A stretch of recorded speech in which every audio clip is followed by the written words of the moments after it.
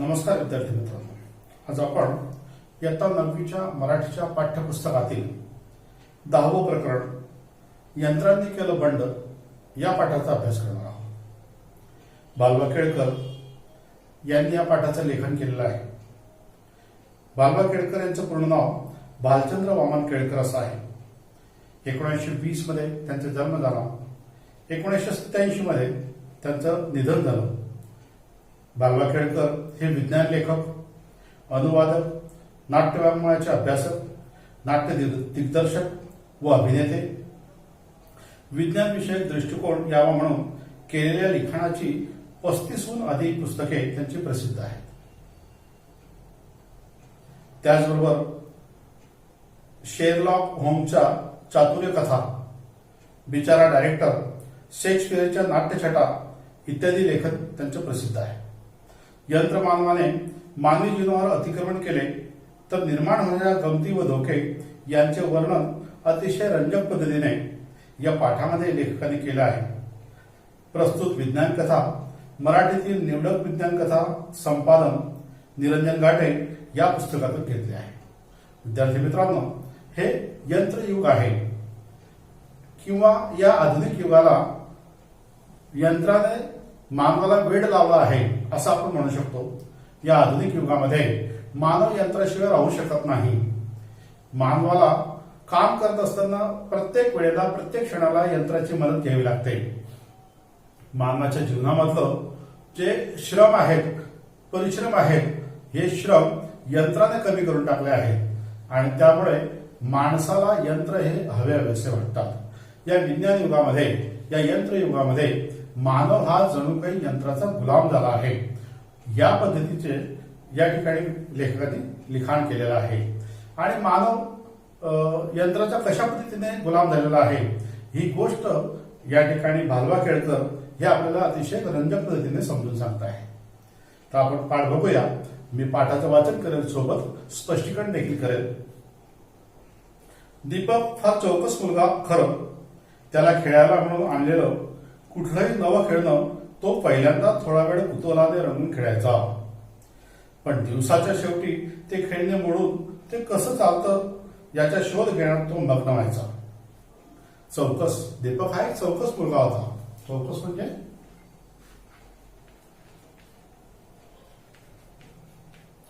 कोणतीही गोष्ट कशी चालते, कशी निर्माण झाली आहे, एखादी नवीन गोष्ट जाणून घेण्यासाठी तो सतत तत्पर असायचा, म्हणजे तो चौकस होता। त्याला त्याचे नातेवाईक, त्याचे आई वडील कुठलंही खेळणं आणलं की तो त्याला खेळायचा। खेळता खेळता तो दिवस संपेपर्यंत ते यंत्र कसं चालतं, त्या यंत्रामध्ये नेमकं काय केलेलं आहे किंवा कसं त्याच्यामध्ये यंत्र फिट केलेलं आहे ही गोष्ट जाणून घेण्यासाठी तो ते यंत्र उघडायचा आणि असं करत असताना ते यंत्राची मोडतोड व्हायची, ते यंत्र बंद व्हायचं, त्याची तोडफोड व्हायची। परंतु हे यंत्र कसं बनवलं आहे हे जाणून घेण्यासाठी दीपक हा सतत अशा प्रकारचे प्रयत्न करायचा। त्याचा आनंद असेल तो खेळण्याच्या आतली रचना समजावून घेण्यात, ते खेळणं किती कसं पद्धतीने खेळायचं यापेक्षा त्याच्यामध्ये कशी रचना केलेली आहे आपल्याला नेमकं त्यातलं जाणून घ्यायचं, या उद्देशाने तो ते खेळणं मोडायचा, उघडायचा। यांत्रिक हालत्या चालत्या खेळण्यांच्या बाबतीत तर त्याचा उत्साह विचारू नका। जे हालते चालते खेळणं असायचे की ज्याला आपण चावी भरली की ते पडायचं, टाळ्या वाजणार, बोलणार, असं जे यंत्र असायचं ते यंत्र नेमकं कसं बनवलंय याच्यामध्ये जास्त त्याला जिज्ञासा असायची, कुतूहल असायचं। दीपकला त्याचे वडील नेहमी म्हणायचे देखील, दीपक यंत्राच्या वाटेला जाऊ नकोस। यंत्राच्या वाटेला जाऊ नको म्हणजे यंत्राला त्रास देऊ नको। खेळण्याची मोडतोड करून त्यांना सतावू नकोस।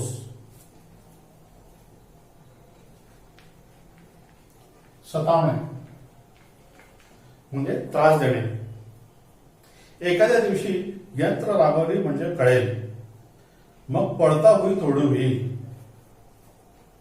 वाक्प्रचार आहे।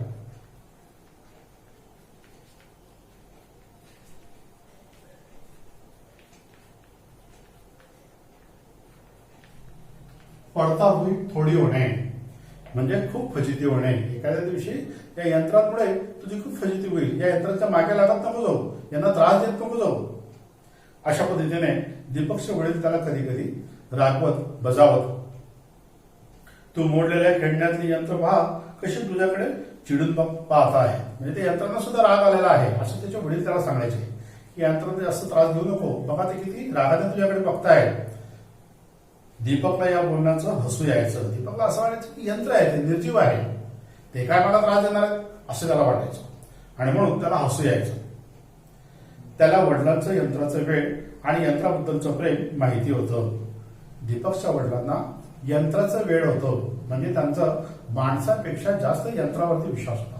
दीपकच्या वडिलांना असं वाटायचं की माणसं खोटं बोलू शकतात, माणसं कामचुकारपणा करू शकतात, माणसं कामावरती वेळेवर सुरुवात करू शकत नाही, परंतु यंत्रांना जर आपण बटन दाबलं तर यंत्र आपण कोणत्याही प्रकारची सूचना न देता ते यंत्र आपापली कामं मुकाट्याने करत राहतात. म्हणून दीपकच्या वडिलांना माणसांपेक्षा यंत्रावरती जास्त विश्वास होता आणि म्हणून असं म्हटलेलं आहे की दीपकच्या वडिलांना जणू काही यंत्राचं वेड होतं.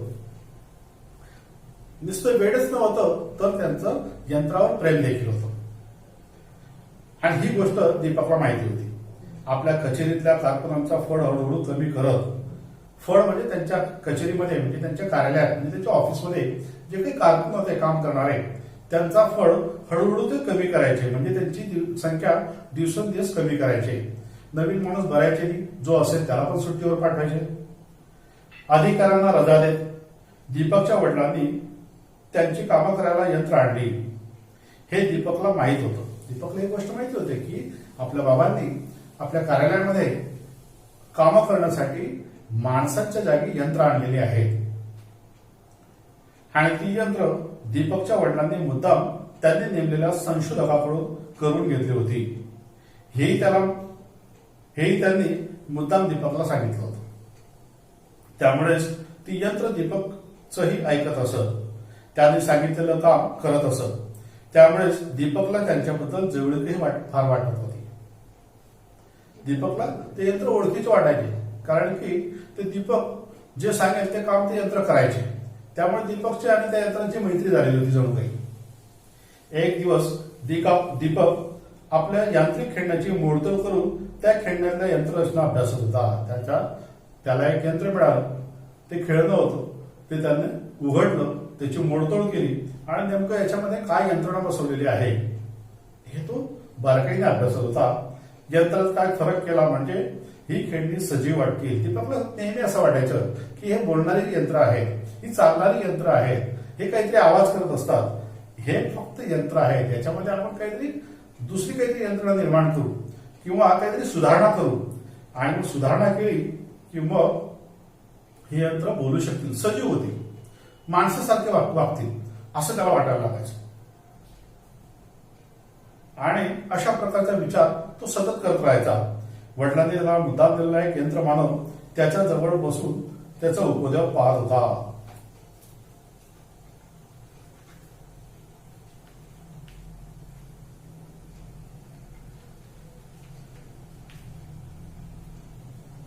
म्हणजे दीपक नेमकं काय करतो आहे, ते यंत्र का उघडतो आहे, त्या यंत्राची मोडतोड का करतो आहे, ही सगळी गोष्ट त्याच्या वडिलांनी त्याच्या शेजारी जो यंत्रमानव बसवलेला होता तो यंत्रमानव सगळं बघत होता, पाहत होता. तेवढ्यात दीपकला आपल्या गृहपाठाची आठवण झाली. तेवढ्यात त्याला लक्षात आलं, आठवण झाली की आपल्याला शाळेमध्ये आज गृहपाठ दिलेला आहे. त्यानं आपल्या यंत्रमानव मित्राला म्हटलं, मित्रा जरा माझा गृहपाठ करून देतोस का. त्याच्या शेजारी जो यंत्रमानव बसलेला होता त्याला त्याने म्हटलं की मित्रा माझा गृहपाठ करून देतोस का. यंत्रांची मोडतोड करता करताच दीपक बोलत होता. त्याचं बोलणं त्या यंत्रमानवाशी होतं, पण त्याचं सगळं लक्ष त्या यंत्राकडे होतं की त्या यंत्राचं ज्या यंत्राला त्याने उघडलं होतं त्या यंत्राकडे. त्याच्या यंत्रमित्राकडे लक्ष नव्हतं. आणि हे सगळं बोलत असताना शेजारी बसलेला जो यंत्रमित्र होता त्याच्याकडे तो बघत नव्हता, फक्त बोलत होता खाली बघून. तेव्हा तो यंत्रमित्र त्याला उत्तर देतो, नाही, मुळीच नाही, तुझा गुलाम नाही मी. यंत्रमित्राने दीपकला उत्तर दिलं की मी तुझं गृहपाठ करून देणार नाही आणि मी काही तुझा गुलाम नाही की. असे उद्धट उद्गार दीपकच्या कानी पडले आणि त्यानं चमकून वर पाहिलं की या यंत्रमानवाची एवढी हिंमत, हे यंत्र असून सुद्धा आपल्याला एवढं उद्धटपणे उत्तर देतं. असं लक्षात आल्यावरती दीपकने त्या यंत्राकडे बघितलं, त्या यंत्रमित्राकडे बघितलं, त्या यंत्र मानवाकडे बघितलं. त्याचा यंत्रमित्र त्याच्याकडे आपल्या जळजळीत भासणाऱ्या भिंग डोळ्यांनी पाहत होता. का पाहत असेल तो यंत्रमित्र? कारण दीपकने त्याच्यासारखंच एक यंत्र, एक छोटस खेळणं उघडलेलं होतं, मोडतोड केलेली होती, त्याला तोडून टाकलेलं होतं. या गोष्टीचा त्या यंत्रमित्राला, या गोष्टीचा त्या यंत्रमानवाला राग आला होता आणि म्हणून त्याने अतिशय उद्धटपणे दीपकला उत्तर दिलं की तुझा गृहपाठ करण्यासाठी मी काही तुझा नोकर नाही की, पहा तुझा गृहपाठ तूच कर. दीपकच्या हातातल्या मोडक्या यंत्राकडे पाहत दुःखाची किंकाळी फोडून तो यंत्रमित्र चालता झाला. चालता म्हणे,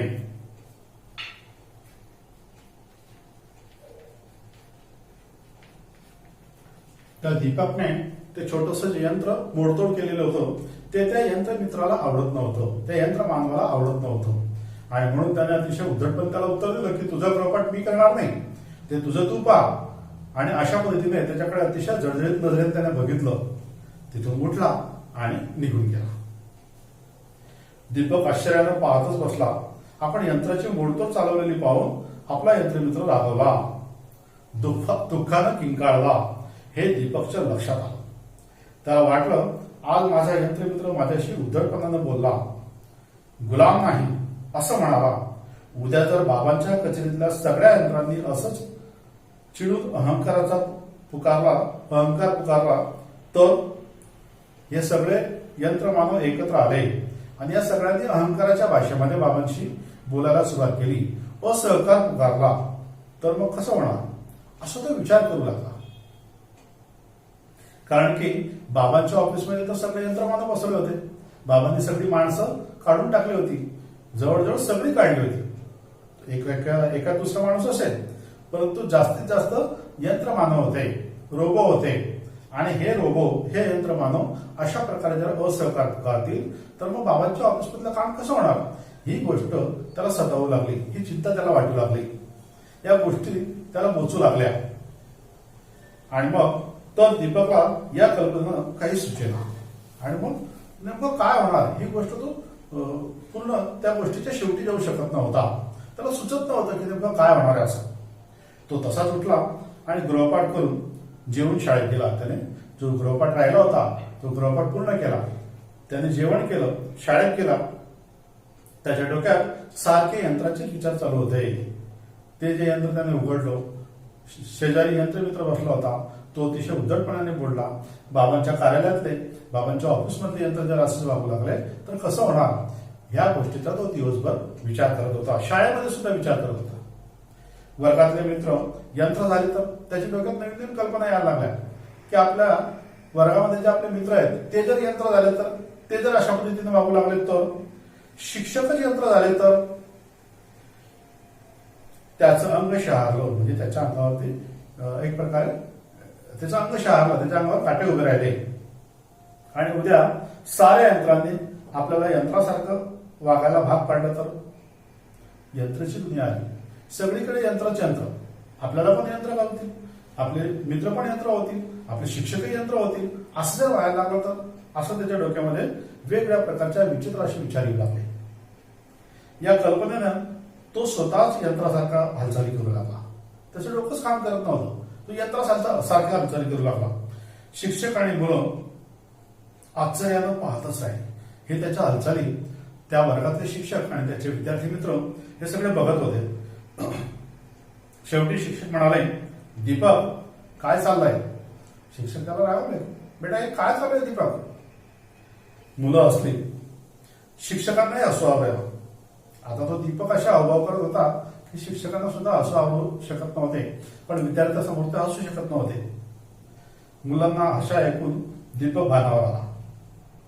आणि मग दीपक बोलू लागला, भानावर येणे, शुद्धीवर येणे.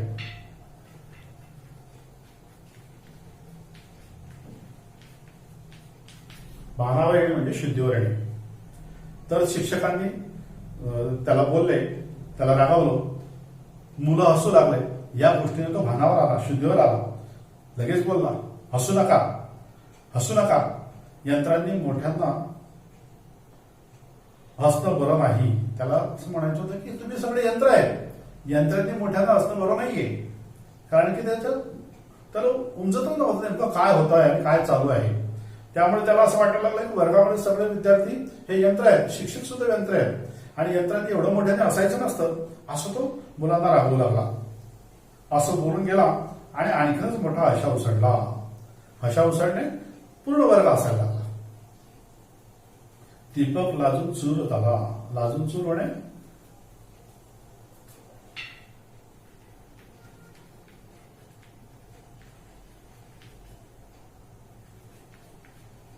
म्हणजे खूप लाजणे.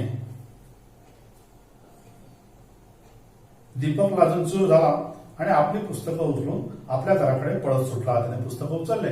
त्याच्या लक्षात आलं की काहीतरी चुकतंय, आज आपला मूड बरोबर नाहीये, आपल्याला उमजत नाहीये. त्याने पुस्तकं उचलली आणि घराकडे पळत सुटला.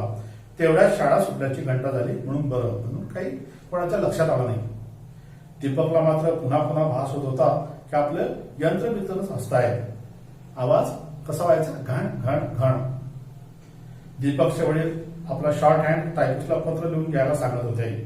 आता दीपकच्या वडिलांच्या ऑफिसमध्ये, कार्यालयामध्ये, कचेरीमध्ये तिथलं दृश्य आहे की दीपकचे वडील एका शॉर्ट हँड टायपिस्टला त्याच्याकडनं एक पत्र लिहून घेत होते.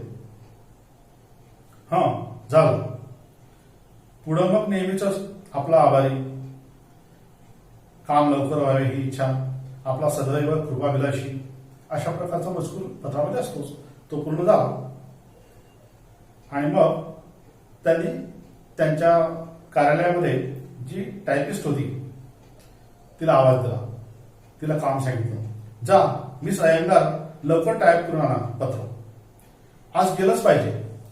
मिस अय्यंगार हे पत्र घ्या, लवकर टाईप करा आणि घेऊन या, आज या पत्राचं काम पूर्ण झालं पाहिजे, असं त्याने आदेश दिला. कोणी आदेश दिला? दीपकच्या वडिलांनी. दीपकनं मिस अय्यंगारकडे पाहिलं आणि तो ओरडलाच, मिस अय्यंगार हे तुमचं असं कसं?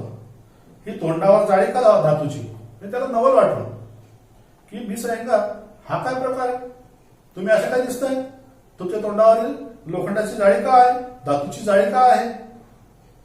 आणि पिपात का घालून घातलंय आपलं शरीर? हातापायात हे कुठले मोजे आणि बूट स्टेनलेसचे? दीपकचे वडील मोठ्यांदा असू लागले. दीपकच्या वडिलांना ही गोष्ट लक्षात आली की या मिस अय्यंगारकडे बघून दीपक हे बोलतो आहे. ही गोष्ट दीपकच्या वडिलांच्या लक्षात आली आणि ते मोठ्याने असू लागले. त्या चमत्कारिक मिस अय्यंगारचाही किटकिट किटकिट असा असण्याचा आवाज येऊ लागला. शेवटी हसू आवरून दीपककडे बघून त्याचे वडील म्हणाले, खरंच दीपक, मी तुला सांगायला विसरलोच. या माझ्या ऑफिसमधल्या नव्या स्टेनो टायपिस्ट, कारण मिस अय्यंगार नावाच्या महिला पूर्वी त्यांच्या कार्यालयामध्ये हे टेनो टायपिस्टचं काम करत होत्या. दीपकच्या वडिलांनी काय केलं? त्या मिस अय्यंगार नावाची जी महिला होती तिला कामावरून काढून टाकलं आणि तिच्या जागेवरती यंत्र महिला आणली. यंत्र महिला हे टेनो टायपिस्टचं काम करू लागले आणि म्हणून दीपकच्या वडिलांनी त्यांना बोलणं चालण्यामध्ये सोपं केलं पाहिजे, कारण की त्यांना मिस अय्यंगार नावाची सवय होती. बोलण्याचं चालणं सोपं केलं पाहिजे म्हणून ही यंत्र महिला जी आणली होती त्या यंत्र महिलेला त्या आधीच्याच महिलेचं नाव दिलं. काय नाव दिलं? मिस अय्यंगार. हे नाव त्या यंत्र महिलेला ठेवलं, कारण सवय आहे ना मला त्या नावाची, मिस अय्यंगार. तुम्ही जा कामाला. चल दीपक, मी तुला जरा कचेरीतल्या सुधारणा दाखवतो. आता दीपकच्या वडिलांनी ज्या सुधारणा केल्या होत्या त्या दाखवण्यासाठी ते त्याच्या दीपकला घेऊन जात होते. असं म्हणून ते दोघं निघणार. तेवढ्यात त्या यांत्रिक मिस अय्यंगार आल्या आणि त्यांनी टाईप केलेल्या डझनभर पत्रांचा गठ्ठा दीपकच्या बाबांच्या हातात दिला. तेव्हा दीपकचे बाबा म्हणतात, ते पत्र घेत असताना दीपकला म्हणतात, पहा दीपक, 5 सेकंदात 12 पत्र टाईप करून दिली त्यांनी. किती वेळामध्ये? 5 सेकंदामध्ये. पत्र किती? 12 पत्र. दीपक स्तंभित होऊन पाहतच राहिला. स्तंभित होणे, आश्चर्यचकित होणे.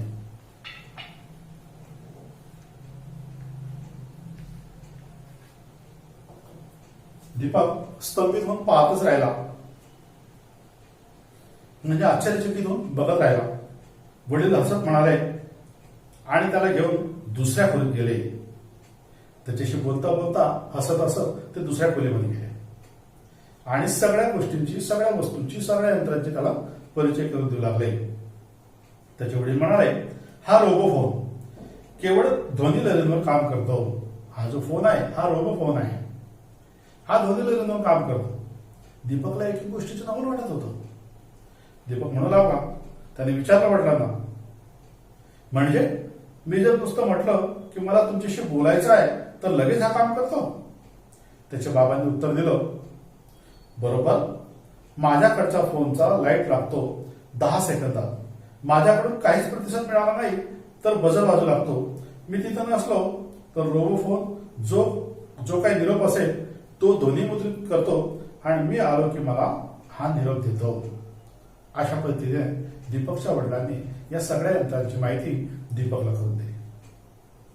आता दीपकच्या डोकं चालत नव्हतं की नेमकं बाबांनी एवढे यंत्र का आणले आहेत आणि या यंत्राचं नेमकं काय काम होणार आहे, कसं होणार आहे, ही गोष्ट त्याला सतावत होती. या गोष्टीची त्याला चिंता होती. रात्री जेवण झाल्यावर दीपक अंथरुणावर पडला. तो याच विचारात झोपण्यासाठी तो विचार करत करत त्या अंथरुणावर पडला. चैन नाही पडत. चैन नाही पडत म्हणजे चैन न पडणे. चैन न पडणे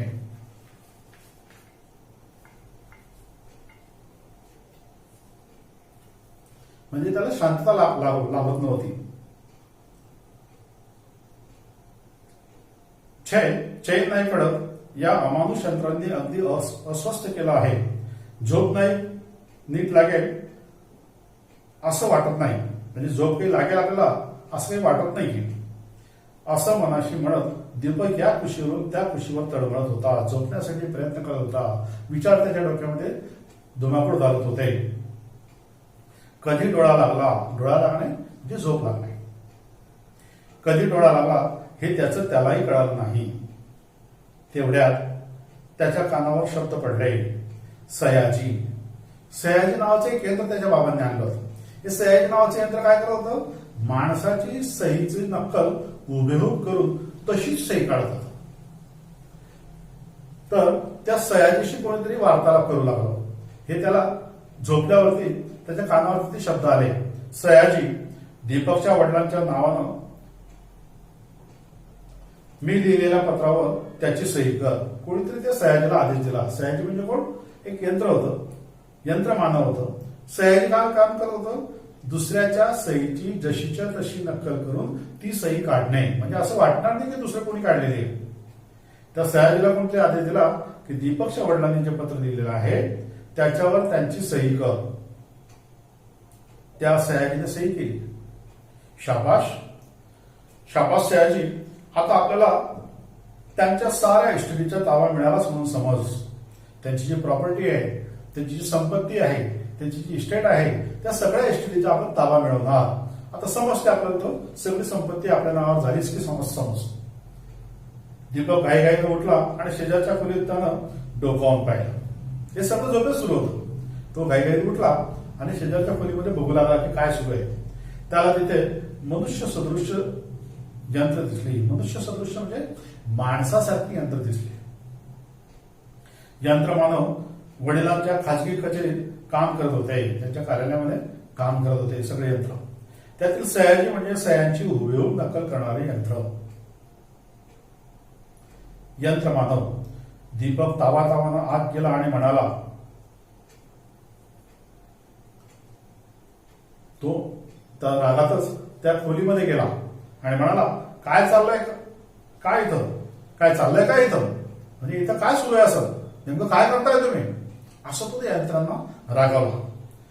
दुसऱ्याची प्रत्यक्ष मालकाची सही करून पत्र पाठवता, म्हणजे मालकाची सही करून तुम्ही पत्र पाठवताय, हा एक प्रकारचा भ्रष्टाचार आहे, हा गुन्हा आहे. ही उघड दरोडेखोरी झाली. माझा आता तुझ्या वडिलांच्या सर्व इस्टेटीवर ताबा आहे. त्या यंत्रमानवाने उत्तर दिलं की दीपक मित्रा, बेटा, तुझे जे वडिलांची सगळी इस्टेट आहे, सगळी प्रॉपर्टी आहे, सगळी संपत्ती आहे, त्या संपत्तीवरती माझा ताबा आहे. तो मी मिळवला आहे. अशा पद्धतीने तो यंत्रमानव उद्धटपणे म्हणाला. तेव्हा दीपक त्याला म्हणतो, तू या इस्टेटचा मालक झाला आहेस, हा तुझा भ्रम आहे. भ्रम म्हणजे भास. भ्रम असणे किंवा भ्रम होणे म्हणजे भास होणे. तुला असं वाटतंय की तू माझ्या वडिलांच्या इस्टेटीचा मालक झाला आहेस, परंतु तुझे बाबाच, तेव्हा तो यंत्रमानव उत्तर देतो, तुझे बाबाच याला कारण आहे. त्यांनी अगदी परिपूर्ण मनोव्यापार करणाऱ्या, विचार करू शकणाऱ्या अशा आम्हा यंत्रमानवांना तयार करून घेतला आहे. या गोष्टीला कोण कारणीभूत आहे? तुझे बाबा कारणीभूत आहे. तुझ्या बाबांना माणसांपेक्षा यंत्रांवरती जास्त विश्वास आहे. तुझ्या बाबांना माणसांपेक्षा यंत्र आवडतात. तुझ्या बाबांनी सगळे माणसं काढून टाकली कार्यालयामध्ये आणि सगळे यंत्र आणली. तुझ्या बाबांना आमच्यावरती श्रद्धा आहे, आमच्यावर विश्वास आहे. त्यामुळे या सगळ्या गोष्टींना कोण कारणीभूत आहे? तुझे बाबा कारणीभूत आहे. तुझ्या बाबांनी जर आम्हाला आणलं नसतं तर आम्ही हे सगळं उपद्रव केला नसता. अशा पद्धतीने ते यंत्रमानवाने उत्तर दिलं. दीपकला ही गोष्ट आवडत नव्हती. तो रागाच्या भरात होता आणि या सगळ्या गोष्टींना तुझे बाबा कारणीभूत आहे असं तो सयाजी नावाचा जो यंत्रमानव होता त्याने अतिशय उद्धटपणे त्या दीपकला उत्तर दिलं. अशा पद्धतीचं वार्तालाप सुरू होतं आणि मग दीपक हे सगळं त्या यंत्रमानवांशी बोलत असतो. या यंत्रमानवाने एक पत्र लिहून त्या सगळ्या प्रकारची प्रॉपर्टी हस्तगत करून घेतलेली असते. विद्यार्थी मित्रांनो, या तासिकेमध्ये आपण इथं थांबूया. अर्धा जो भाग आहे आपण पुढच्या तासिकेमध्ये घेऊ. हा झालेला भाग तुम्ही घरी अभ्यासा, वाचन करा. धन्यवाद.